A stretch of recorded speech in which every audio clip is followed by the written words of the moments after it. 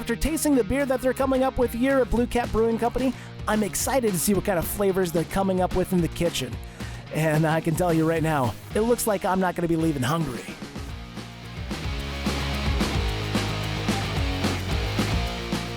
Charlie, you put out an amazing looking spread for us, and I'm gonna dive right in, especially like this guy. This looks incredible. I love this idea. This is your lunch combo or lunch trio, Lunch right? trio. Lunch trio. Yeah. Tell me what we got all on here. So you got a smash burger slider, a house side salad, and then a fresh homemade soup. Tell me what soup is this? That's the Gouda broccoli and potato. That is jam-packed with Gouda flavor. I love Gouda cheese. I love a good cheese soup. And this is perfect. Big old Gouda flavor and a large hunks of potato. This is really hearty. This is a really hearty soup here. So tell me a little bit about the menu process down here. We kind of try to nod to the old Blue Cat as much as we possibly can. Mm-hmm. So they were definitely known in the early 90s for their soup spread.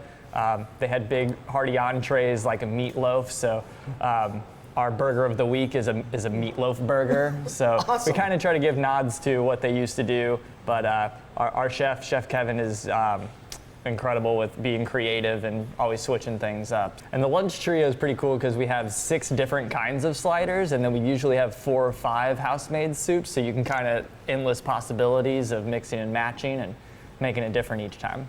What a fun, lovely way of getting nice little bites all coming together.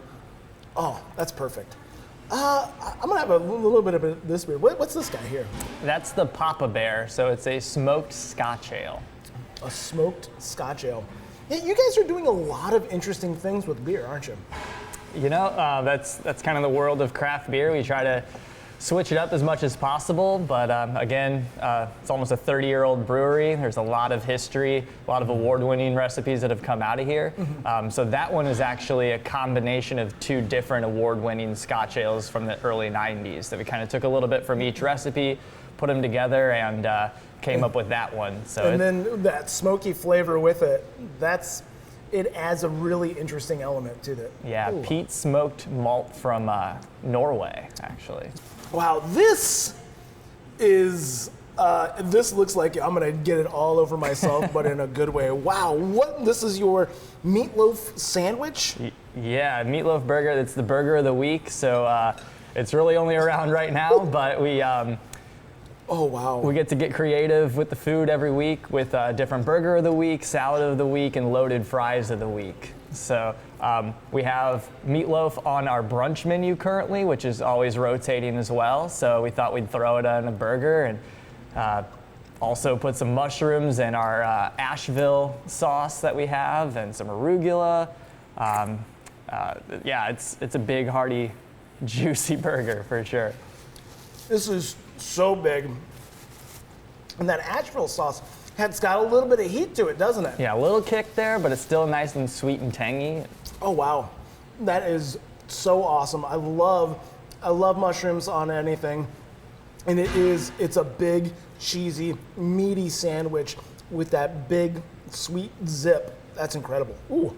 So yeah, it's definitely been a transition. I've never worked in a restaurant before. So being general manager, brewmaster, marketing director, owner, all of the hats. Many definitely hats. Been quite a transition from just brewing beer. Oh man, talk about transition. Jumping from this smoky Scottish ale to what is this concoction here? What is this guy? This is something completely different. Yeah, that's a small batch specialty beer. We have a 1-barrel system as well as our big system. So we try to have some experimental beers here and there. That one's called Watermelon Sugar High. So it's a double dry hopped IPA with strata hops, which have like a very like dank, resinous, cannabis type of taste to them. Oh yeah. And then watermelon puree and Florida orange blossom honey. Okay. So it's got the fruit, it's got the sweet, it's still got the hop kick in there. Yeah, a lot of Harry Styles getting played in the brew house. So inspiration comes from different places. Take it wherever you can get it. This is so interesting, and that's what's great about craft beer is being able to literally throw anything at the wall see what sticks, see what comes out of the barrel, and have some really interesting combinations. Because immediately you are getting smacked in the face with that sweet watermelon flavor.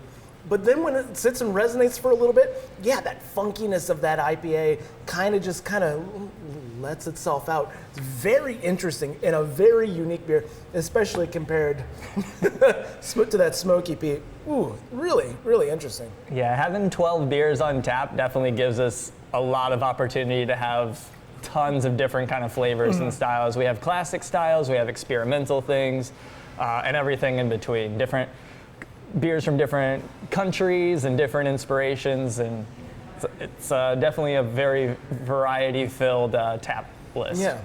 And then our last dish here, what is this guy? This looks That's the very fried unique. green BLT. Fried green BLT. We decided we wanted to have some kind of BLT on our lunch menu, and Chef Kevin was like, fried green tomatoes on it sounds like a good way to switch it up. Right. And it's definitely one of our more popular lunch items. So it's one of those items that every time we try to switch up our menu kind of seasonally every 3 months, kind of take half of it away and put a bunch of new stuff on. And that one keeps making the cut every time, so it doesn't go away. Yeah, this is certainly it is a lighter, but it's also still very hearty. You've got your big slices of bread. You've got those fried tomatoes with the breading on there. And it's got a really amazing sauce on it as well. And the bacon, it's hard to go wrong. Yeah, the bacon totally pulls it all together, in my opinion. All three of these really, really incredible dishes. I'm guessing lunch and dinner service? Yep, so we have a different lunch menu and a different dinner menu. We also do brunch on Sundays, which is a completely different menu also. Wow, you guys are hitting it hard on all three fronts here. Wow. Wait, anything special at the brunch menu? Always changing every 3 weeks. We change it up. Only the couple of things that are kind of always stuck is our chicken and waffles. It's just a giant pile of chicken and waffles. Sounds great. And then we do biscuits and gravy flights. So we do homemade biscuits, and every 3 weeks it's a different spread of 5 different gravies, and you can pick 3 on your flight. And just Interesting. Dunk in the gravy or pour it on however you like to eat your biscuits and gravy. That's awesome. Yeah. Being able to, I mean, the thing that I'm hearing the most is constantly changing, bringing something different, changing it up, but also if any of it's like anything like this, it's going to be all incredible and shows just a lot of variety, even with these 3 dishes, what you're serving down here.